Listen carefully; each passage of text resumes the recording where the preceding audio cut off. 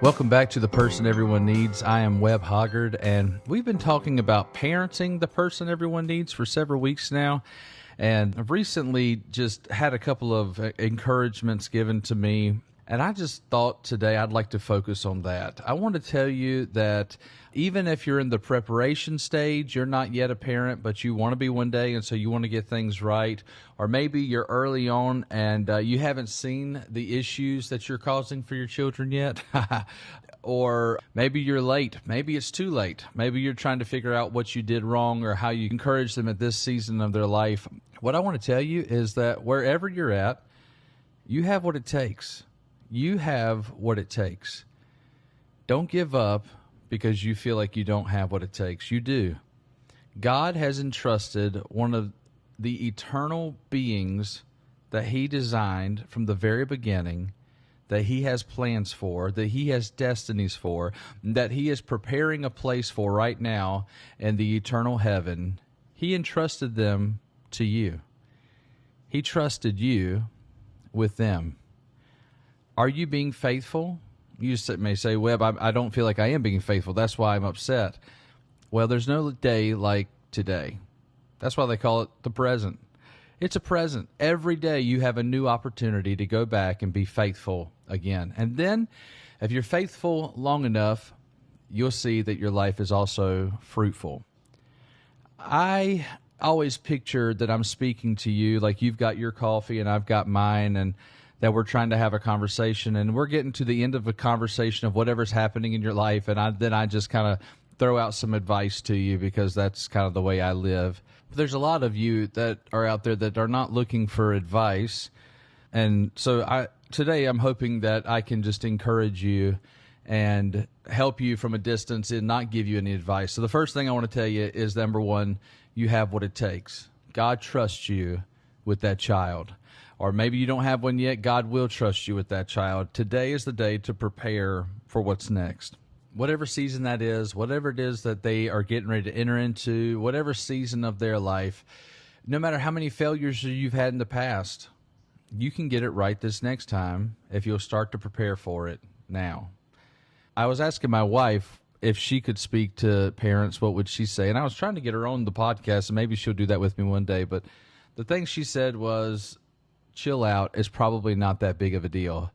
And I thought that was good because she often is very concerned. Every time we've had a moment of confusion or a moment that the kids don't seem like they're happier, she's hyper vigilant to try to fix things. And I tell her, hey, just let's be consistent. Let's calm down. And usually things will come back around. In fact, there's a story that Amanda's been telling recently. That's my wife. It was a pretty powerful moment for us. One of our kids was going through just a phase of life. He was only 4 or 5 years old, and he was just regularly saying things. He's a boy, and he was saying he wanted to be a girl. And my wife was very, very concerned about it, and I was very unconcerned because he's 4 or 5. I mean, he's going to want to be a fireman today and a dog tomorrow. So I don't think identity is being formed when he has those concerns. But she was very vigilant. We took it to prayer, and she was very concerned about it. And we had a worship night a few weeks later after that. And that night, that little, I can't remember if he was 4 or 5, but he worshiped the Lord that night in that room. And under the power of the Holy Spirit, he just kind of went to sleep in the service. Some call it being slain in the spirit, and I don't know, that seems pretty barbaric to me. So I just say he went to sleep, and he laid down and was just out for 15 minutes in a church service, in the middle of a worship service, loud music. He just was at peace with the Lord for a few moments. And when he woke back up, he talked about how God had spoken to him, that he didn't know what the words were, but that the Holy Spirit had spoken to him. We have not heard him say anything about those identity concerns since that moment. Now, I'm not going to tell you he'll never say it. I'm not saying he'll never have a moment of confusion. What I'm saying to you today is every time something big introduces itself doesn't mean it is actually big. Often, we need to take a minute and just breathe and just say, okay, all right, that's what's happening right now, but that's not the way it's always going to be. Now, that doesn't mean we don't discipline. I mean, when there's things to be disciplined, yes, but his concerns about his identity, those weren't things to be disciplined. Those were things to talk through. And he wasn't at the age where he was trying to identify as something. He was just working things out. I know for myself, there's been many times in my life I've offered words or stories to people just to see how they will react, and that's how I find out whether or not I should ever say them again. I remember when I was a kid, I said to my dad one time, we were watching a movie, and he walked in the kitchen to get a drink, and I said, "You know what, Daddy? I really despise you." I just straight up, and he said, "Well, thank you, son," and he just walked away from me. And I looked over at my mom, and I was like, "I learned nothing." And she said, "What is wrong with you? Why would you say something like that?" And I said, "I'm trying to find out what the word despise means." Instead of saying, "Hey, Daddy, what does the word despise mean?" I instead said, "I despise you," to see what his reaction was, and that's how I wanted to learn. A lot of times, kids are attempting to learn, but they don't always know how to just come out and ask or come out and say the thing that they're actually searching for. So we need to be patient. We need to be kind. We need to be gentle enough that even when those things are confusing, that we don't overreact. And sometimes when we hear the words of the world come out of our children's mouth, that we don't lose our minds on them, that we give them the room to ask questions, give them the room to be concerned and to ask their questions. Recently, we took our kids to the Creation Museum up in Kentucky, and Ken Ham makes it pretty clear that he believes that the earth is only about 6,000 years old. And I kind of lean that direction. I'm not adamant or one way or another. I don't dislike people who think otherwise. I just, I feel pretty strong about that. But my 9-year-old Luke was walking around, and he said, "Well, how can that be the case when dinosaurs were here millions of years ago? How can the earth only be 6,000 years old?" And I said, "Well, buddy, this is a different point of view. This is not saying one's right and the other. This is a different point of view. And so you've got to decide what is right to you." And he was like, "Well, who could ever think that dinosaurs existed only 6,000 years ago?" So then I started giving him some of the points that came from the Creation Museum. And he was like, "Oh, okay." He looked at me and he said, "Dad, is it okay if I believe that both could be true, that there could have been dinosaurs only 6,000 years ago and that the earth was millions of years old?" And I said, "Buddy, that's probably a very wise way to live until you do your own research. I can tell you what I think, but I don't need you to agree with what I think." And we kind of left it at that. Now, for some of us, that's too open-ended. That's not helpful enough. For me, one of the values I have for my kids is I don't want to teach them what to think. I want to teach them how to think. So I try not to overreact when they have the wrong answer, because they're children.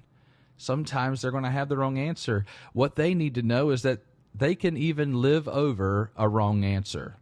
They can even get by in life when they present a wrong answer. Not everything is pregnant with total meaning in life. There are some things that you just need to let happen. So I want to encourage you today. You've got what it takes. You've got what it takes. You may feel alone in a lot of these decisions. You may feel completely opposite from your spouse. That's another thing I'd say to you. Me and my wife parent 100% the complete opposite. And often the reason she gets so frustrated is she's trying to parent the way I do. And I tell her, don't parent the way I do. They're getting my parenting. Give them the parenting that I don't have. Be you. Be you. But that's hard for some people. Some people want to emulate. Some people want to do what everybody else is doing. Sometimes people want to do what the experts say. Listen, the experts do not know how to parent your children. They are your children. They have your thumbprint, not the experts. Your kids should not be speaking the maxims of James Dobson. They should be speaking your stories. And so make sure that you are trusting the rudder within you a little bit. And you say, "Webb, I don't trust myself at all." Well, that's maybe something you need to work on, because that's what your kids need. They're never going to feel secure in this very unsafe world if the people that are helping them the most are not secure who they are. So if I could put my heart of courage in yours today and just encourage you to say, you have what it takes, and whatever moment you're in may not be the biggest moment of your or their life. So take a breath, do some prayer, give some moments, leave the room open for questions and for non-answers. Take the time to say, "I don't know," every once in a while. They'll be grateful for that. In the midst of all that, what's going to happen is you're going to mess up a lot. You're not going to get it right every day, and you're going to mess up. So if there's one skill I could ask you to get better at, learn to say, I'm sorry. No, apologies will never cover a multitude of sin. But at least they'll learn what to do when they fail too. I have often messed up. I've messed up in my relationship with Jesus. I've messed up in my marriage. I've messed up with my children. I've messed up as a pastor. And what I often have to do, I have to come back to the table and say, I'm sorry. I'm not going to not try anymore, but I am sorry that I failed. I'm sorry for my mistakes. You know, one thing that I feel like if you're a millennial, I think one thing that really we're struggling with in our day is perfectionism. We feel like if we haven't gotten it perfect, why try at all? And you know what the worst part about that is we are giving that to a generation that's more anxious than any generation in the history of the world. If you really want to have an impact on your kids, you need to learn how to make mistakes and then learn how to say, I'm sorry. And you can do that if you're secure in the knowledge of you have what it takes. This moment isn't the end-all, be-all. You're not in a do-or-die situation. And even when you fail, you can come back and say, I'm sorry. I hope this has been an encouragement to you today. I hope you'll join me next week on The Person That Everyone Needs.